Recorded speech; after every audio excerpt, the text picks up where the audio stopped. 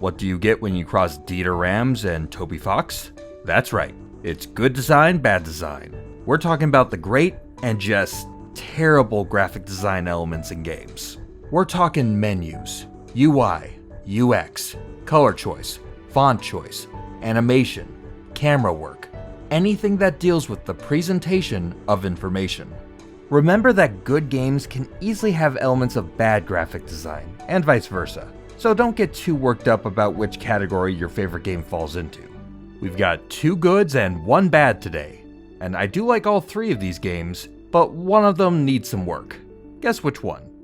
Good design is all about the details, and if you like to fuss over the details, you might love coding too. Learn to code with today's sponsor, Boot.dev. Boot.dev is the intro to programming classes you wish you had.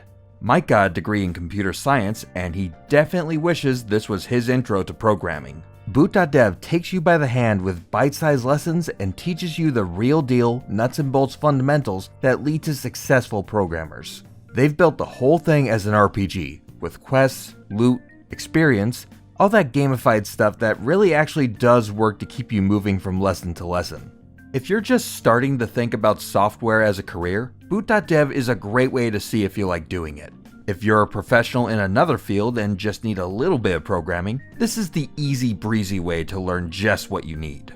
And if you're a seasoned coding pro, it's a great way to learn a new skill. They teach Python, SQL, Go, and TypeScript, and your account can jump to any lesson you want. Every lesson on the site is available free as a demo, and there's a 30-day money-back guarantee. Click the link and use my code DESIGNDOC to get 25% off your first year on their annual plan. Thanks to Boot.dev. Good design. Golf. The sport of kings. No, that's horse racing. The sport of rich jerks. And me, a normal jerk. I'll play any golf game you put in front of me.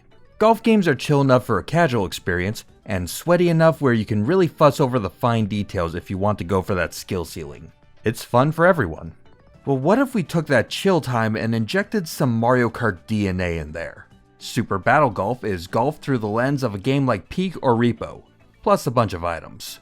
Everyone on your server is playing the same hole at the same time, taking shots as fast as you can get to the ball. While you're running around, everyone can hit you with weapons, mines, a golf cart, whatever they can scrounge up from item boxes. It's a big scramble to get to your ball and take a shot before someone can hit you with an orbital laser, or run you over. It's very funny. Wait a minute, this isn't supposed to be just a review. Why is this in a good design? I'm glad you asked. The mechanics of most golf games are pretty settled ground at this point. Taking your time, previewing your shots, setting your power and accuracy, accounting for the weather, applying a spin, golf things. Some details might change here and there. Maybe once in a while a game like Ribbit King or Kirby's Dream Course get weirder with it, but golf games play in a similar way. But not Super Battle Golf. It wouldn't work. So, Super Battle Golf has invented a whole new graphic design object. A new UI element, custom built for a fast-paced golf game. This guy. It's the bar for shot power, but it also changes background colors based on where you're aiming. The bar's colors roughly correspond to the terrain type the ball will land at that power level. Light green for the fairway, darker green for the rough, tan for the bunker, a line pattern for any out-of-bounds territory, and you'll even get a pin icon if you're close enough to the hole. They go the extra mile of matching the exact colors with the biome's color palette, which I think is nice. The bar colors itself to show a vertical slice of the terrain in the direction you're pointing, changing colors live as you turn. It adapts for your situation and club angle selection on the fly.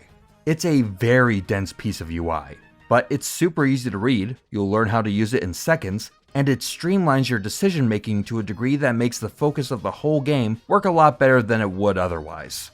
Without it, you'd have to agonize much more on every shot, which would be either slower or force you to take more of a blind guess.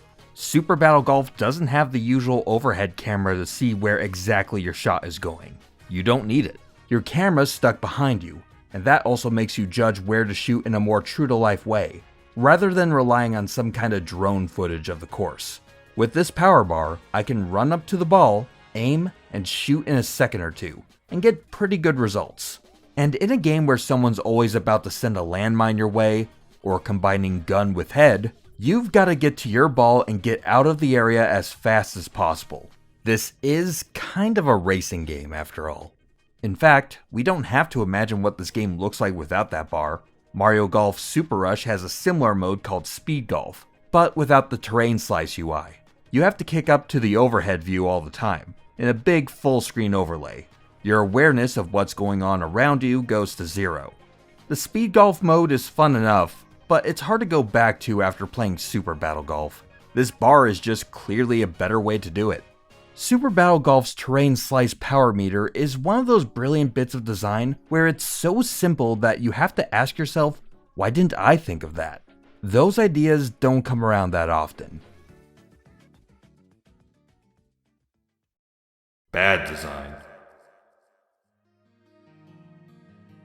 So this is gonna sound crazy when I say it, but I've had a thought lately. Everyone's too competent these days about graphic design. Finding a worthy bad design segment about a recent game keeps getting harder to do. Devs are using sensible fonts, tasteful color choices, decent accessibility options, solid contrast. It's hard to find something obviously wrong with a lot of graphic design lately among these high-profile games. It's not good for content. But the sins of the past are still out there. I think I'm gonna have to dig into the back catalog a little more often. So let's boot up my favorite 25-year-old game, Final Fantasy X, and Spira's favorite way to waste billions of gallons of water, Blitzball. So before there was the John Boy Warehouse Sports Blitzball, it was this fantasy math soccer minigame. Blitzball is one of the first concepts introduced in FF10. Titus is a Blitzball superstar, and after he gets isekai'd to the world of Spira, which just so happens to also love Blitzball, it becomes one of his only anchors in this foreign land. One of the game's major early story arcs is building up to a huge annual Blitzball tournament in Lucca. Titus washed up on the shores of the hometown of the biggest loser team in the entire sport, and since he's Scotty Drippin', he's immediately signed up. You and your squad of lovable losers from Besaid play against a whole bunch of better teams from around Spira, for a little bit of story and some rewards if you figure it out. And the game's kinda fun, once you get the hang of it. Blitzball is played on a flat plane. It's a game of possession and zones of control. When you have the ball, you'll control your guy, and you'll run into other players or hit square to get a little showdown action menu.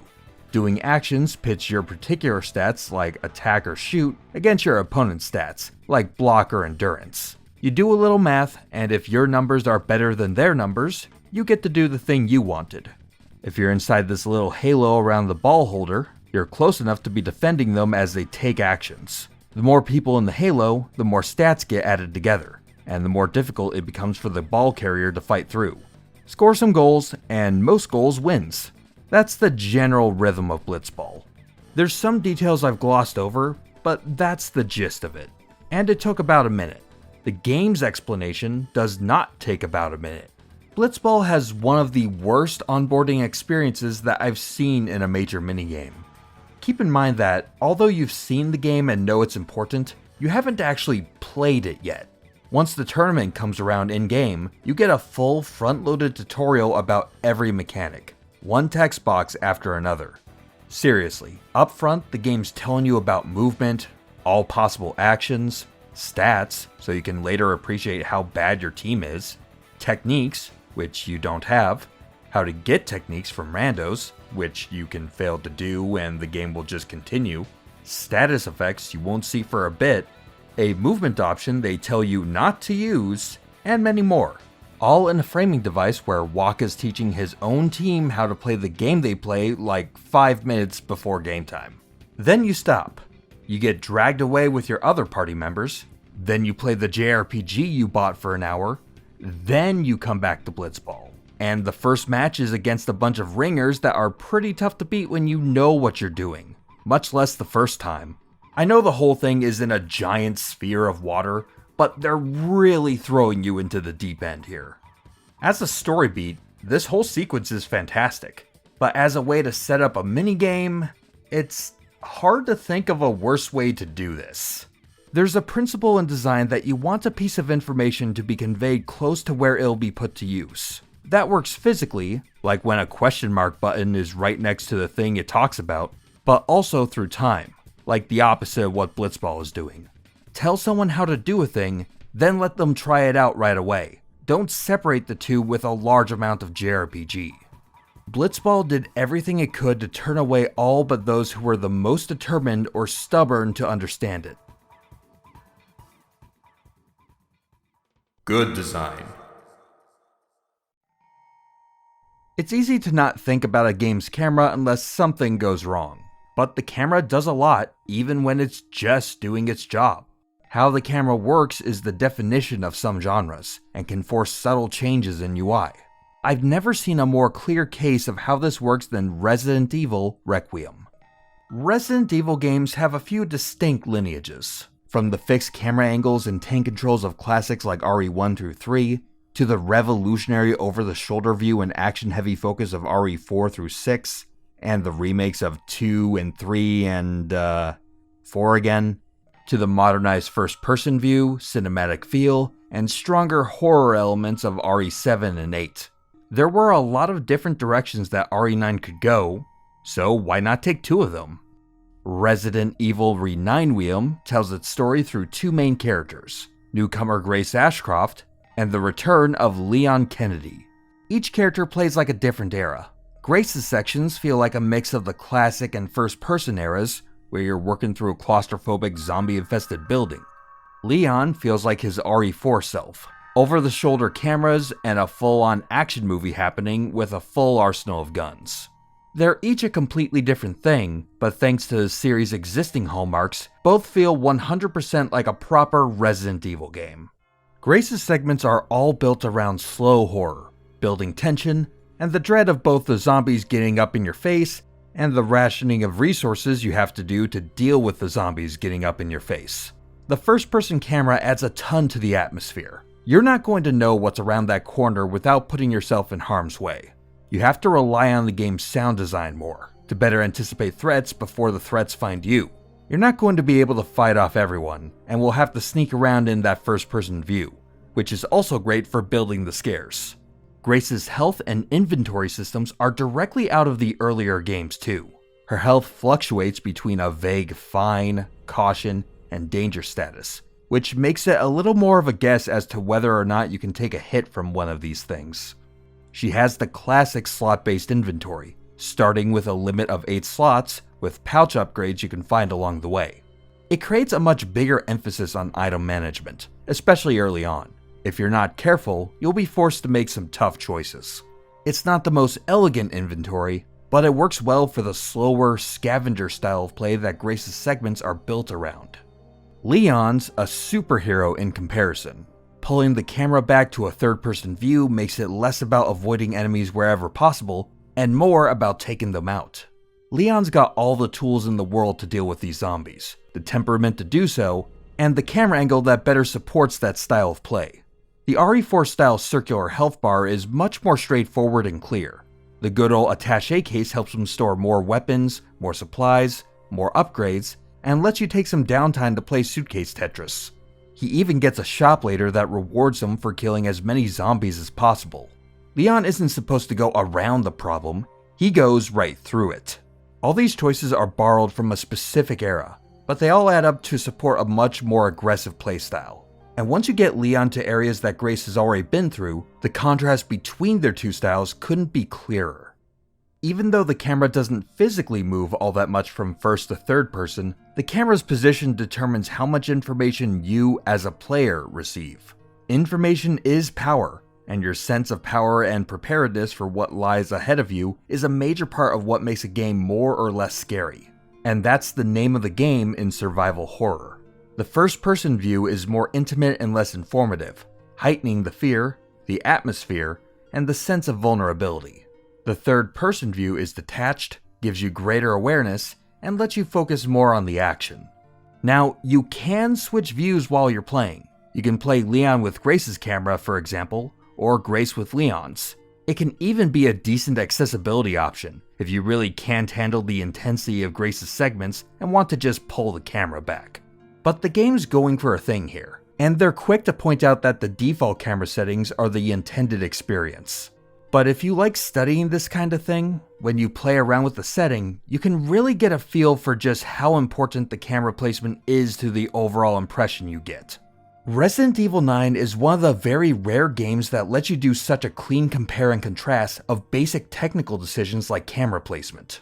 The way it weaves both playstyles into a single coherent experience is an amazing achievement by itself, and it's a wonderful tool for any aspiring game dev to see how small UI and camera changes can have a big impact. Now the fate of the world of graphic design is in your hands. Head to the comments and start gushing about your favorite game UI you've seen lately. We might feature it in the next Good Design Bad Design. We've been getting tons of great comments on videos lately, so let's keep that train rolling, please thank you. Graphic design and communication tools in games may have gotten a lot better in the last decade, but there's always room for improvement.